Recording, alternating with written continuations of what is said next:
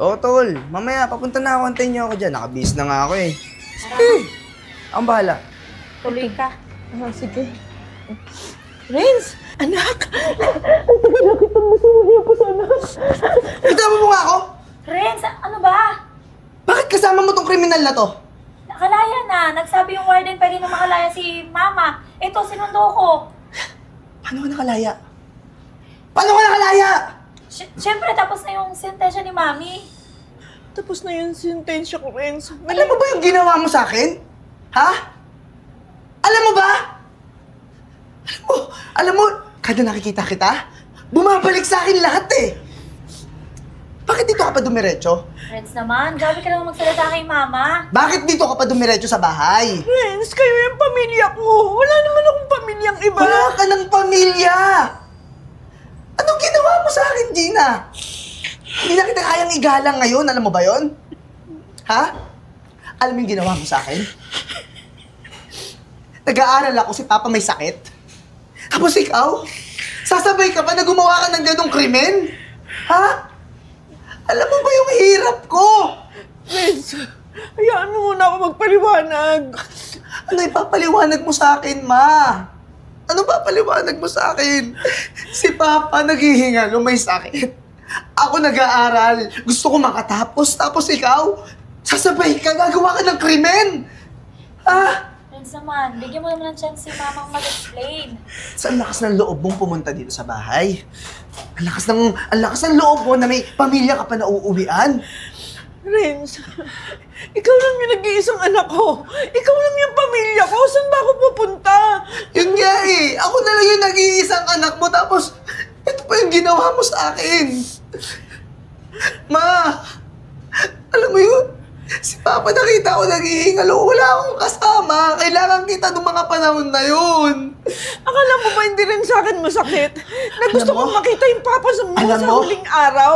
Wala akong pakialam sa kahit na anong ipapaliwanag mo. Dahil walang tumbas na sakit yung nararamdaman ko ngayon, tapos nakita pa kita. Alam mo kung anong papapiliin? Sana, ikaw na lang yung namatay! Renz, ano ba? Bunganga mo naman. Magulang mo pa rin yan. Nanay mo yan. Wala ka sa mundong to kung hindi dahil sa kanya. Ano, Arian? Konting respeto naman. Ano, asawa mo ako, di ba? Ayan pa yung kakampihan ko. Hindi naman sa Di ba, alam mo yung istorya ko? Alam mo yung kung saan ako nanggagaling? Ano? Alam ko, pero... Alam mo naman pala eh! Eh, ba't dito mo pa dinala tong hayop na to? Eh, sino? Saan siya pupunta? Saan siya uuwi? Tayo lang naman pamilya niya. Pipiliin mo yan? Pipiliin mo yan kasi sa akin? Renz, huwag mo na Arian. papiliin. Nanay mo yan. Lola to ng mga Sa anak oras ko. na pinili mo yan, tandaan mo wala ka ng asawa. Kaya paalisin mo na yan ngayon dito. Renz, wala akong pupuntahan, Renz. Ano? Kakampihan mo talaga yan? Sige! Sige, kampihan mo! Dahil ngayon, wala na akong asawa, wala na akong nanay, wala na akong pamilya. Umalis kayong dalawa! Umalis kayong dalawa! Pupunta, Alis! Renz! Alis!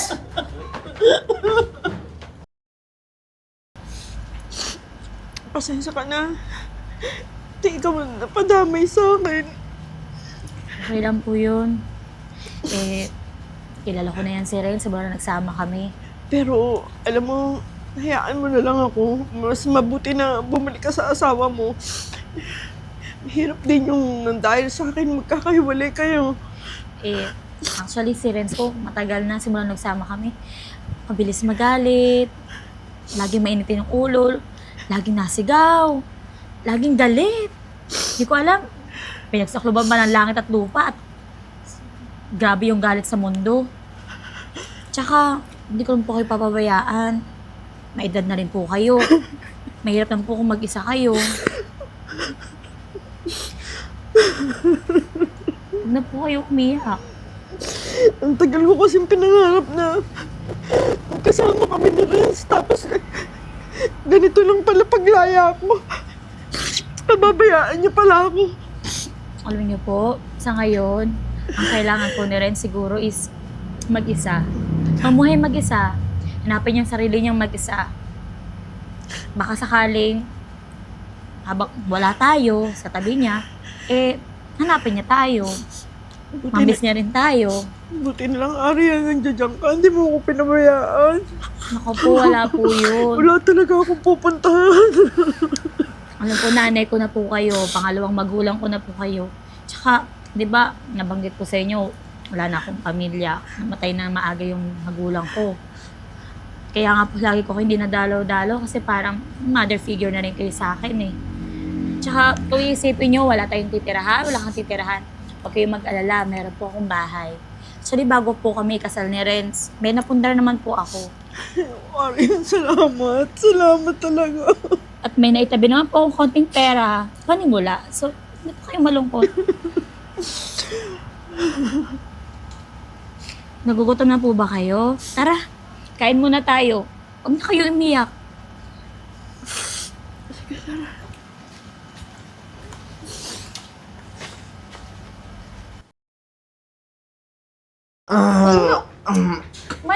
Nahihilo pa ako. Mais ka. Sino po mo? Kat, alam mo, mabuti na lang talaga nandiyan ka lagi para sa akin, ha? Ano ka ba? Huwag ka mag-alala. Hindi naman ako gagaya sa asawa at nanay mo na hindi mo ka, pinabayaan ka. Yun nga, Kat, alam mo, hindi ko alam gagawin ko kung wala ka sa tabi ko. Ikaw yung dahilan kung bakit masaya ako ngayon, di ba? Enjoy life lang tayo. Enjoy life. Lagi. Ano ka ba? Wala ko yung magagawin ko di pa sa'yo. Ayun naman pala, Kat. Ikaw talaga yung magiging masarap na magiging misis ko ngayon. Ikaw talaga. Kaya tama yung sinabi mo sa akin, Kat. Huwag kang gumaya dun sa nanay at tsaka yung sa asawa ko, yung nanay ko. Gago yun! Iniwan ako nung kailangan ko siya. Naggumawa ng krimen. Kung kailan may sakit yung tatay ko, ba? Ako gumawa ng paraan para makakain ako, para makapag-aral ako, para may panggamot yung tatay ko. Tapos yung asawa ko, kakampihan pa yun. Diba? Eh, huwag kayong umiyak. Hayaan mo, nandito naman ako. Sige na. Ayoko na saktan ka. Talaga ba, Renz? Ha? Ang bababae ka pa? Sisirain mo yung buhay mo? Oh, anong gagawa mo dito? Bakit? Ano Asawa mo ko. Asawa. Hindi ako pumunta sa pamamahay mo kung kailan ko gugustuhin. Asawa? Ano bang ibig sabihin ng asawa sa'yo? Ha? Anong ibig sabihin ng asawa sa'yo? Renz, ano ibig sabihin? Kung inaayos mo siguro yung buhay mo, baka hindi ka iniwan eh. Baka hindi ako sumama sa nanay mo eh. Kaso hindi, di ba? Tarantado ka rin pala mag-isip no? Ilang taon tayo nagsama, Arian? Tapos, kakampihan mo yung nanay kung bagong laya sa kulungan, parang hindi mo alam yung storya ko? Araw-araw ako nagsasabi sa'yo, di ba? Alam mo, Renz? Alam mo magagalit ako kung pupunta yan dito. Anong ginawa mo? Pinapunta mo pa. Ang gusto mo sa kanya, i-welcome ko pa? Arian? Alam mo, Renz? Yung puso mo, punong-puno ng puot, galit. Kasi sana, tagal-tagal na nun. Yung nanay mo matanda na, hindi ka ba naging masaya? Nakalaya na siya? Makakapag-reconcile kayo? Eh, anong ginawa mo? Naririnig mo ba yung sarili mo? Ikaw, naririnig mo ba ang sarili mo? Oo, naririnig ko yung Ano sarili ka, ko. babae ka? Ba't nandito ka? Oy. Huwag mong gagalawin si Kat, ha? Ito, Huwag kang alumin kasi sa asawa ko! Oy! Oy! Umalis ka dyan! Ikaw yung umalis! Ay, kala ka pala mukha mo ha! Bakit mo ako sinasaktan? Ikaw ang makapala mukha! Ba't nandito ako sa pamamahay ng asawa ko? Ay! Umalis ka! Arya, ikaw ang umalis dito! Tandaan mo, ikaw yung kumampi sa nanay ko, di ba? Talaga ba ako papalayasin mo? Sinamahan mo yung kriminal na yun. Alam mo, ikaw yung umalis dito. Ikaw yung umalis dito. Halika, umalis ka dito. Layas! Ay, ma, congratulations ha. Imaginein mo yan. Ang galing-galing mo palang humandle ng negosyo. Yung hobby ko lang, yung pinagkakalibangan ko lang pinalago mo. Tignan mo ngayon. Ang dami na nating branches.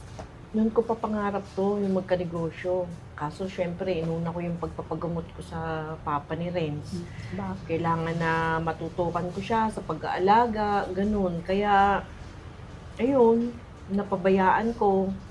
Pero, natutuwa na rin ako, no? Na, isipin mo, pa ilang brands na tayo. Kaya nga, Alam mo, naalala ko pa rin si Renz.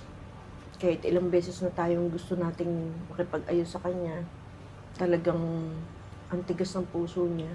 Nako, ma. Sobrang tigas ng puso ni Renz. Ay, nako, ma. Hayaan mo na, ma. Hayaan mo na yun, si Renz. Masaya na yun. May kasama na siya ibang babae. Baka dun maging kompleto yung buhay niya. Naku ma, huwag na natin sirain yung gabi natin. Umuwi na tayo at nagpaluto ako kay Yaya ng paborito mong ulam. Tara na. Tapos ka naman na, di ba? Oo, tapos na. Tara na. Uy, saan? Masok na ako, bukas pinto eh. Saan ba mo? Nakamaleta ka. Pumunta ka na pala agad dito. Ito, dala ko na yung gamit ko. Aalis na ako dito sa bahay. Pinapalayas na rin ako kasi narimata to. Ha? Nangyari sa'yo? Wala. Wala na akong trabaho saan. Tsaka, parang wala nang direksyon yung buhay ko. Simula nung nabalitaan kong nakalaya na pala yung kriminal kong nanay. At sinasabi ko, bakit narimata tong bahay? Tsaka, wala ka bang eksang pera? Ano nangyari sa'yo? Josh, sinabi ko nga wala na yung mga pera ko. Wala na yung lahat. Lahat ng meron ako. Alahas, ginto, wala. Sikat. Sikat lahat. Nilimas. Kinuha. Ginamit lang pala ako nung hayop na babae na yan. Tapos, eto. Hindi ko alam saan ako pupunta. Saan ako pupulutin. Eh, ba't di ka lumapit kay mama mo, tsaka dun sa asawa mo? Eh, ang yaman-yaman na nila ngayon. Lumapit? Josh, hindi ako lalapit doon. Hindi ako hihingi ng tulong sa nanay ko na kriminal. Alam mo, Renz, siguro panahon na para malaman mo to eh.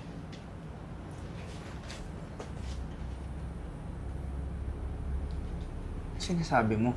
O, ayan. GC yan. GC yan ng pamilya namin. Basahin mo yung chat ni mama. Yung mama mo, kaya nakulong yan dahil sa papa mo. No? Josh, hindi ko maintindihan, Josh. Inako niya yung kasalanan ng tatay mo. Kasi nga, alam niyang may cancer yung papa mo. Ayaw niyang maghirap yun sa kulungan. Si Mama? Si Mama yung napagbintangan sa ginawa ni Papa? Siya yung umako. Eh, nagsabi siya sa buong pamilya na huwag ipaalam sa'yo. Eh, maliit pa tayo nun eh. Sabi niya, ito kwento lang ni Mama, huwag daw sabihin sa'yo kasi ayaw niya na magtanim ka ng galit sa papa mo. Josh, hindi ko maintindihan, pero bakit kayo? Bakit yung mga kamag-anak natin tinago nyo sa akin? Bakit hindi nyo sinabi sa akin yung totoo? Alam mo kasi may mga bagay na hindi naman dapat manggaling sa amin. Eh, siguro hindi mo lang binigyan ng pagkakataon yung mama mo para magpaliwanag sa'yo. Uy!